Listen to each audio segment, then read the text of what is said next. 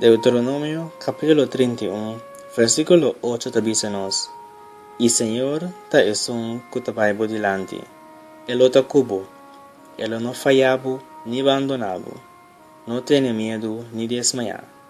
Láganos reza.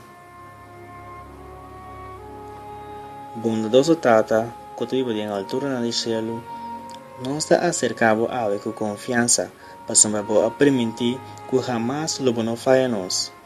Nunca lo láganos abandonar. Vos avísanos que lo vayamos delante y que lo no fallanos. Pese nos asegura que hablo corre con nos miedo y nos libre de depresión. Vos amor para nos está eterno y hablo así tú en nubenas que nos pida disparcer. Oh Dios, cura-nos herida y no nos pida con positivismo. Tú no nos fuerza para enfrentar el tiempo tan difícil aquí y no láganos deprimir para el tiempo.